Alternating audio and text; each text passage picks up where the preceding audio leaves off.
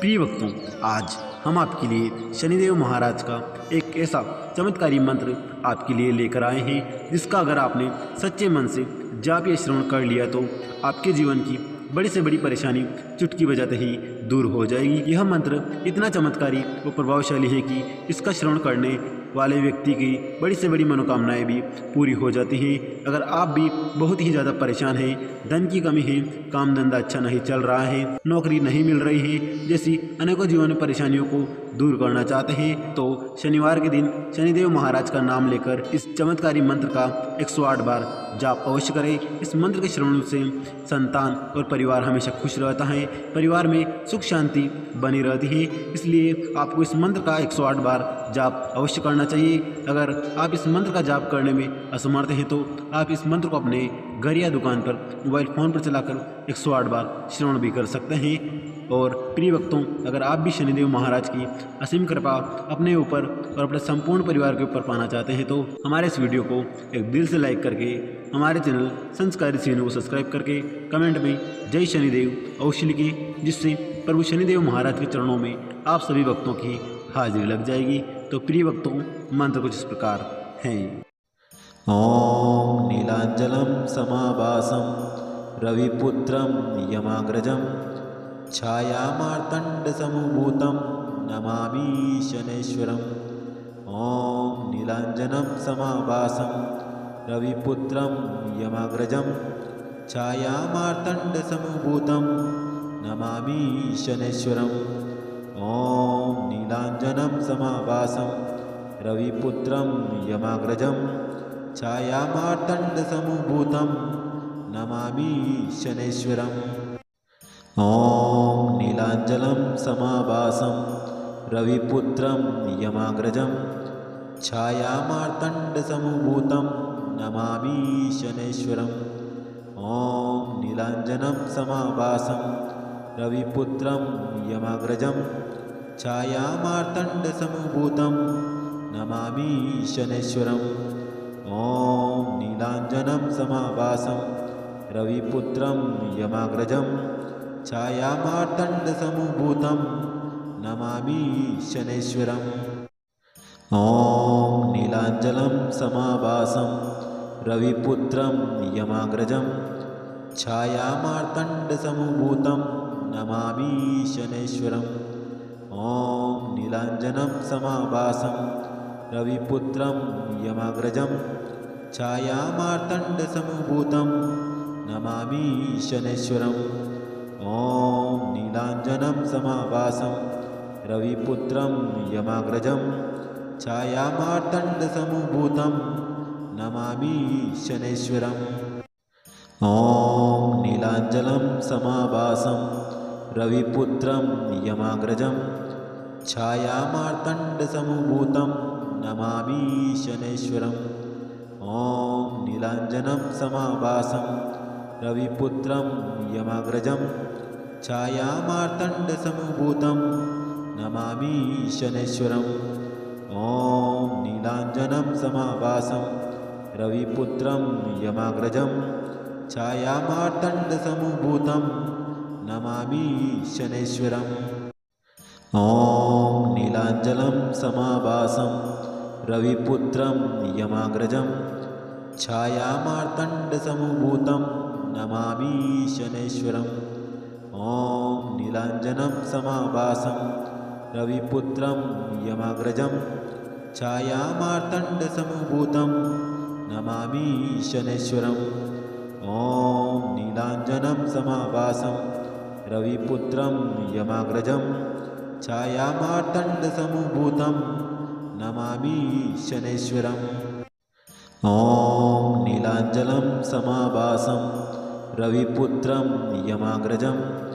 छायामार्तण्डसमुभूतं Namami शनैश्वरम्। Om नीलाञ्जनं समाभासं रविपुत्रं यमाग्रजं छायामार्तण्डसमुभूतं Namami शनैश्वरम्। Om नीलाञ्जनं समाभासं रविपुत्रं यमाग्रजं छायामार्तण्डसमुभूतं Namami शनैश्वरम्। Om नीलाञ्जनं समाभासं रविपुत्रं यमाग्रजं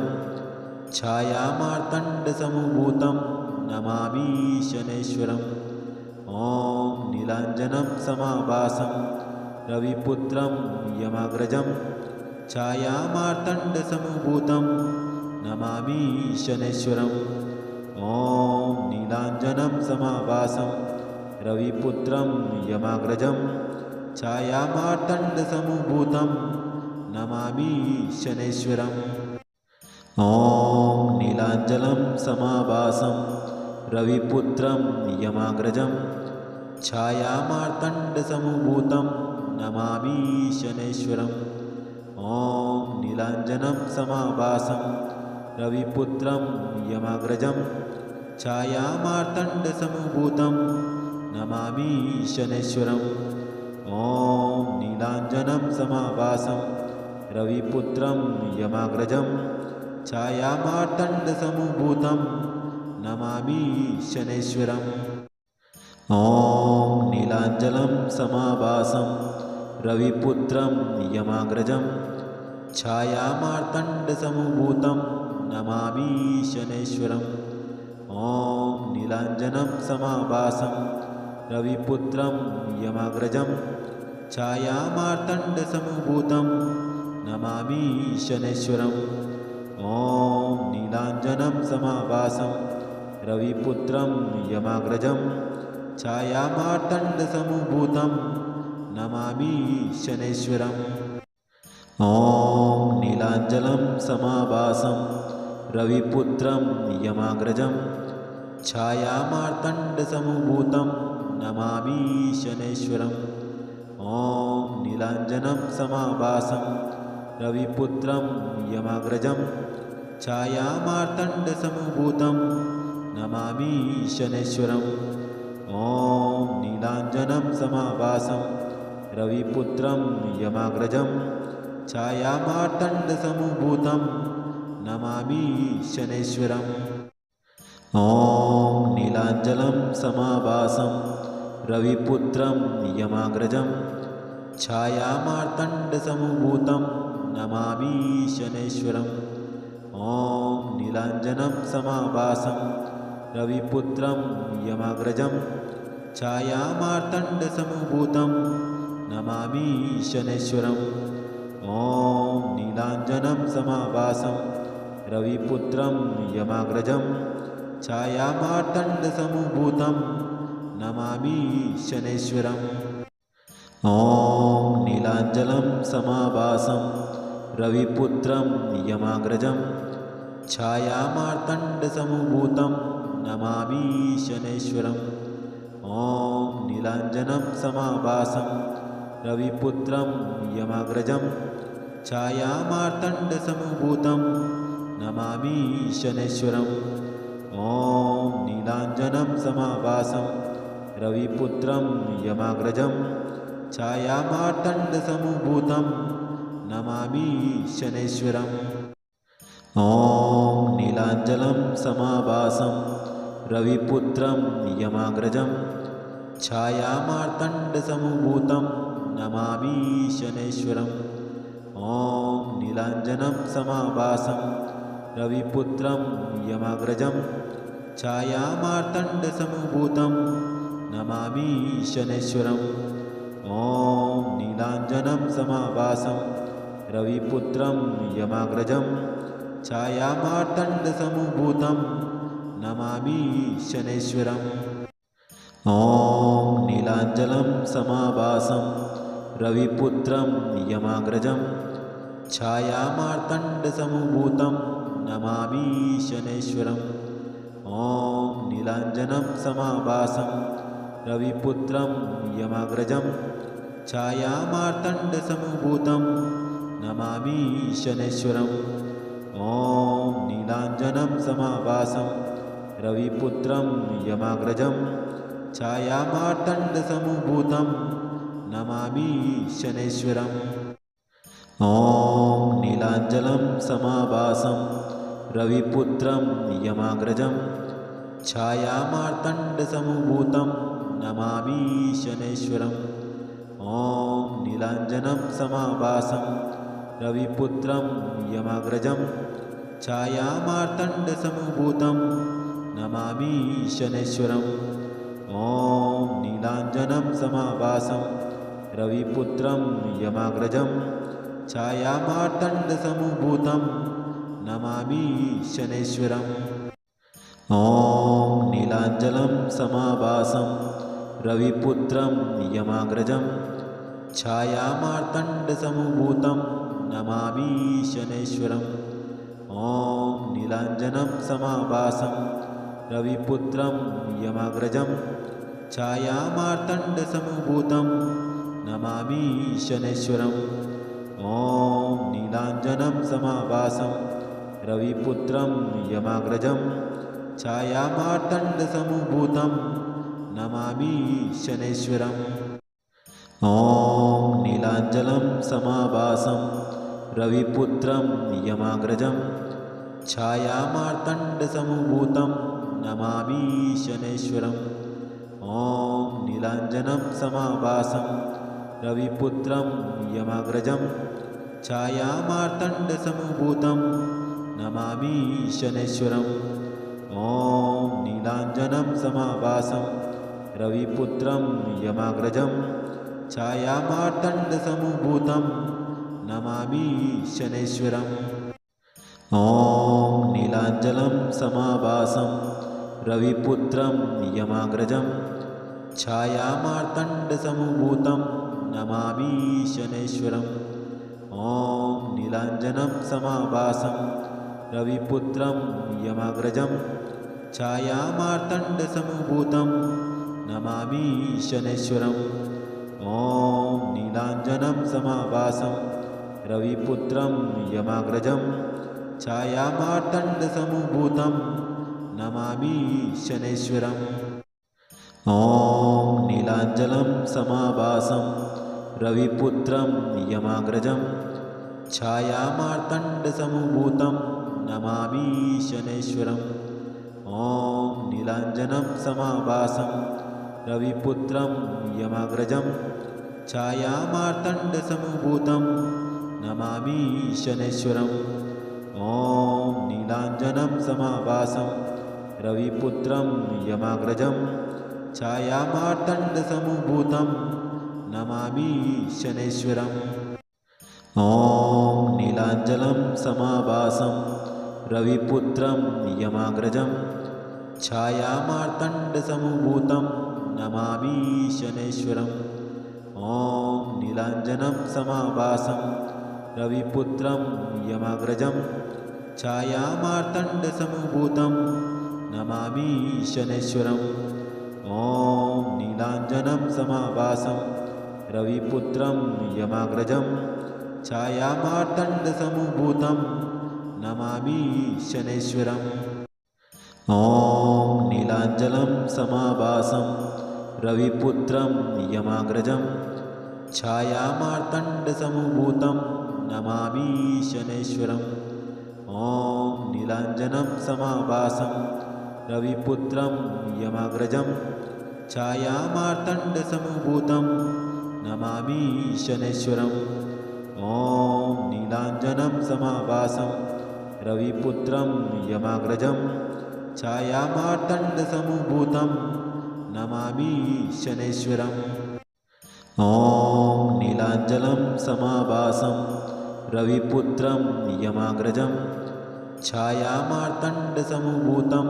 Namami शनैश्वरम् Om नीलाञ्जनं समाभासं रविपुत्रं यमाग्रजं छायामार्तण्डसमभूतं Namami शनैश्वरम् Om नीलाञ्जनं समाभासं रविपुत्रं यमाग्रजं छायामार्तण्डसमभूतं Namami शनैश्वरम् Om नीलाञ्जनं समाभासं रविपुत्रं यमाग्रजं छायामार्तण्डसमभूतं Namami शनैश्वरम् Om नीलाञ्जनं समाभासं रविपुत्रं यमाग्रजं छायामार्तण्डसमभूतं Namami शनैश्वरम् Om नीलाञ्जनं समाभासं रविपुत्रं यमाग्रजं छायामार्तण्डसमुभूतं Namami शनैश्वरम् Om नीलाञ्जनं समाभासं रविपुत्रं यमाग्रजं छायामार्तण्डसमुभूतं Namami शनैश्वरम् Om नीलाञ्जनं समाभासं रविपुत्रं यमाग्रजं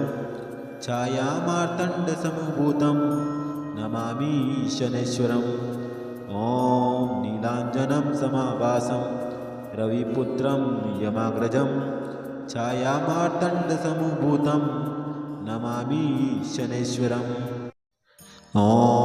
नीलाञ्जनं समाभासं रविपुत्रं यमाग्रजं छायामार्तण्डसमुभूतं Namami शनैश्वरम् Om नीलाञ्जनं समाभासं रविपुत्रं यमाग्रजं छायामार्तण्डसमुभूतं Namami शनैश्वरम् Om नीलाञ्जनं समाभासं रविपुत्रं यमाग्रजं छायामार्तण्डसमुभूतं Namami शनैश्वरम् Om नीलाञ्जनं समाभासं रविपुत्रं यमाग्रजं छायामार्तण्डसमुभूतं Namami शनैश्वरम् Om नीलाञ्जनं समाभासं रविपुत्रं यमाग्रजं छायामार्तण्डसमुभूतं Namami शनैश्वरम् Om नीलाञ्जनं समाभासं रविपुत्रं यमाग्रजं छायामार्तण्डसमुभूतं Namami शनैश्वरम् Om नीलाञ्जनं समाभासं रविपुत्रं यमाग्रजं छायामार्तण्डसमुभूतं Namami शनैश्वरम् Om नीलाञ्जनं समाभासं रविपुत्रं यमाग्रजं छायामार्तण्डसमुभूतं Namami शनैश्वरम् Om नीलाञ्जनं समाभासं रविपुत्रं यमाग्रजं छायामार्तण्डसमुभूतं Namami शनैश्वरम् Om नीलाञ्जनं समाभासं रविपुत्रं यमाग्रजं छायामार्तण्डसमुभूतं Namami शनैश्वरम् Om नीलाञ्जनं समाभासं रविपुत्रं यमाग्रजं छायामार्तण्डसमुभूतं Namami शनैश्वरम् Om नीलाञ्जनं समाभासं रविपुत्रं यमाग्रजं छायामार्तण्डसमुभूतं Namami शनैश्वरम् Om नीलाञ्जनं समाभासं रविपुत्रं यमाग्रजं छायामार्तण्डसमुभूतं Namami शनैश्वरम् Om नीलाञ्जनं समाभासं रविपुत्रं यमाग्रजं छायामार्तण्डसमुभूतं Namami शनैश्वरम् Om नीलाञ्जनं समाभासं रविपुत्रं यमाग्रजं छायामार्तण्डसमुभूतं Namami शनैश्वरम् Om नीलाञ्जनं समाभासं रविपुत्रं यमाग्रजं छायामार्तण्डसमुभूतं Namami शनैश्वरम् Om नीलाञ्जनं समाभासं रविपुत्रं यमाग्रजं छायामार्तण्डसमुभूतं Namami शनैश्वरम् Om नीलाञ्जनं समाभासं रविपुत्रं यमाग्रजं छायामार्तण्डसमुभूतं Namami शनैश्वरम् Om नीलाञ्जनं समाभासं रविपुत्रं यमाग्रजं छायामार्तण्डसमुभूतं Namami शनैश्वरम् Om नीलाञ्जनं समाभासं रविपुत्रं यमाग्रजं छायामार्तण्डसमुभूतं Namami शनैश्वरम् Om नीलाञ्जनं समाभासं रविपुत्रं यमाग्रजं छायामार्तण्डसमुभूतं Namami शनैश्वरम् Om नीलाञ्जनं समाभासं रविपुत्रं यमाग्रजं छायामार्तण्डसमुभूतं Namami शनैश्वरम् Om नीलाञ्जनं समाभासं रविपुत्रं यमाग्रजं छायामार्तण्डसमुभूतं Namami शनैश्वरम् Om नीलाञ्जनं समाभासं रविपुत्रं यमाग्रजं छायामार्तण्डसमुभूतं Namami शनैश्वरम् Om नीलाञ्जनं समाभासं रविपुत्रं यमाग्रजं छायामार्तण्डसमुभूतं Namami शनैश्वरम् Om नीलाञ्जनं समाभासं रविपुत्रं यमाग्रजं छायामार्तण्डसमुभूतं Namami शनैश्वरम् Om नीलाञ्जनं समाभासं रविपुत्रं यमाग्रजं छायामार्तण्डसमुभूतं Namami शनैश्वरम् Om नीलाञ्जनं समाभासं रविपुत्रं यमाग्रजं छायामार्तण्डसमुभूतं Namami शनैश्वरम् Om नीलाञ्जनं समाभासं रविपुत्रं यमाग्रजं छायामार्तण्डसमुभूतं Namami शनैश्वरम् Om नीलाञ्जनं समाभासं रविपुत्रं यमाग्रजं छायामार्तण्डसमुभूतं Namami शनैश्वरम् Om नीलाञ्जनं समाभासं रविपुत्रं यमाग्रजं छायामार्तण्डसमुभूतं Namami शनैश्वरम् Om नीलाञ्जनं समाभासं रविपुत्रं यमाग्रजं छायामार्तण्डसमुभूतं Namami शनैश्वरम् Om नीलाञ्जनं समाभासं रविपुत्रं यमाग्रजं छायामार्तण्डसमुभूतं Namami शनैश्वरम् Om नीलाञ्जनं समाभासं रविपुत्रं यमाग्रजं छायामार्तण्डसमुभूतं Namami शनैश्वरम् Om नीलाञ्जनं समाभासं रविपुत्रं यमाग्रजं छायामार्तण्डसमुभूतं Namami शनैश्वरम् Om नीलाञ्जनं समाभासं रविपुत्रं यमाग्रजं छायामार्तण्डसमुभूतं Namami शनैश्वरम् Om नीलाञ्जनं समाभासं रविपुत्रं यमाग्रजं छायामार्तण्डसमुभूतं Namami शनैश्वरम् Om नीलाञ्जनं समाभासं रविपुत्रं यमाग्रजं छायामार्तण्डसमुभूतं Namami शनैश्वरम् Om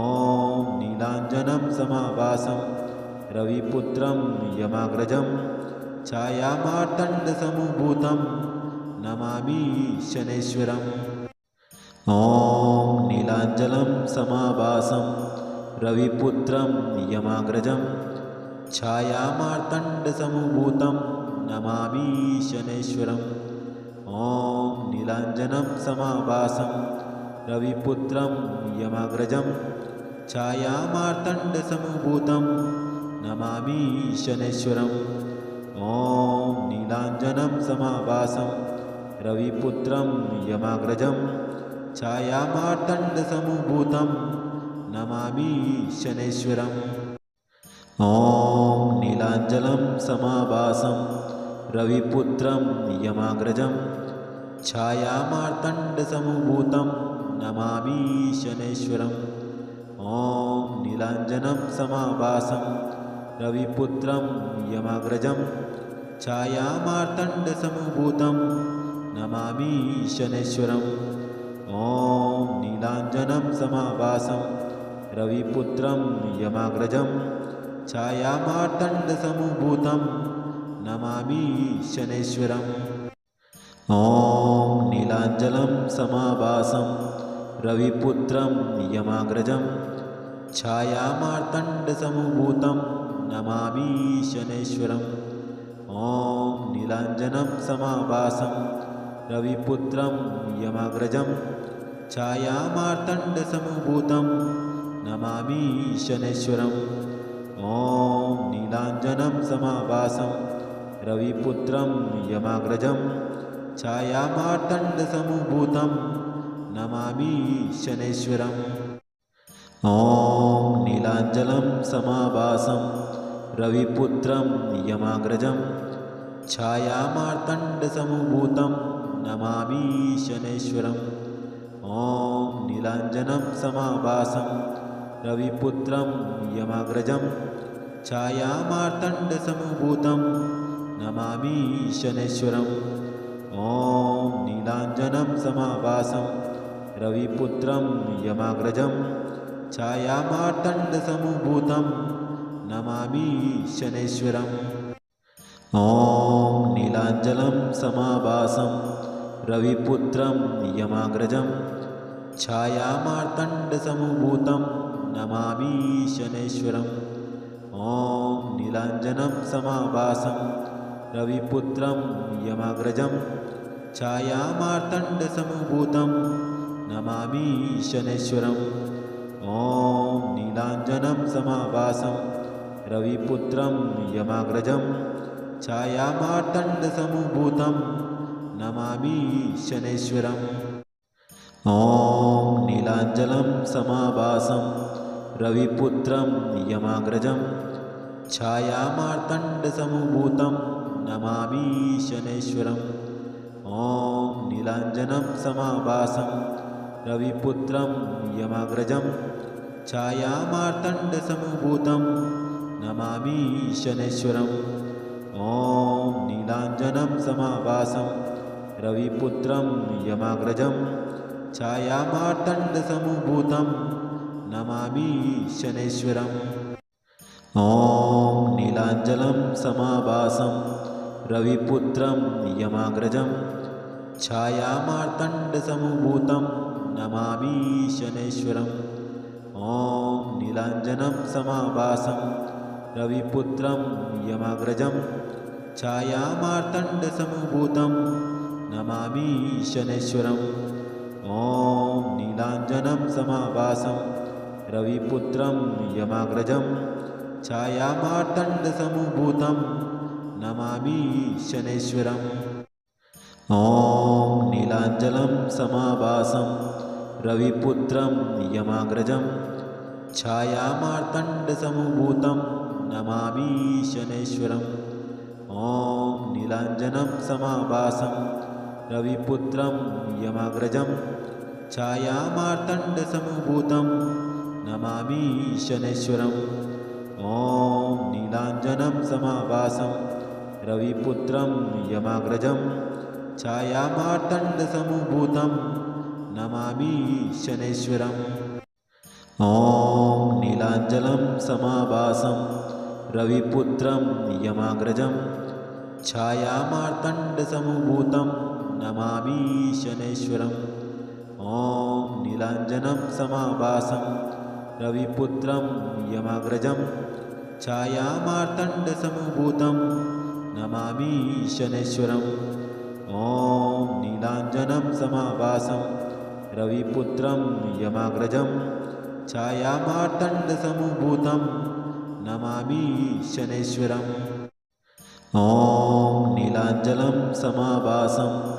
रविपुत्रं यमाग्रजं छायामार्तण्डसमुभूतं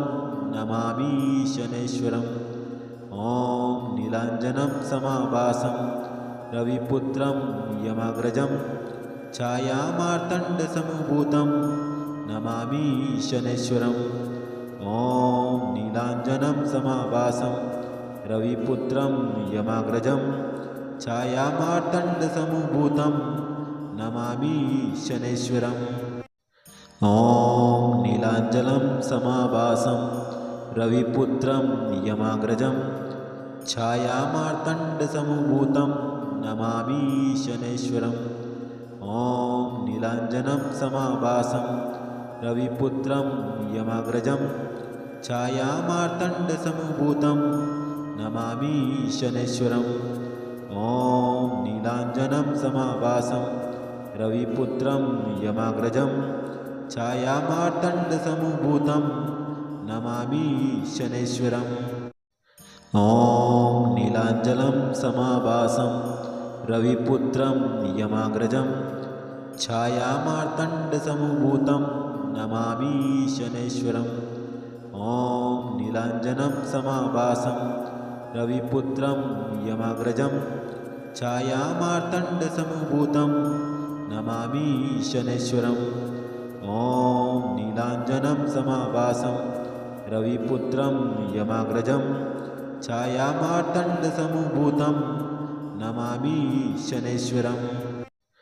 Om नीलाञ्जनं समाभासं रविपुत्रं यमाग्रजं छायामार्तण्डसमुभूतं Namami शनैश्वरम् Om नीलाञ्जनं समाभासं रविपुत्रं यमाग्रजं छायामार्तण्डसमुभूतं Namami शनैश्वरम् Om नीलाञ्जनं समाभासं रविपुत्रं यमाग्रजं छायामार्तण्डसमुभूतं Namami शनैश्वरम्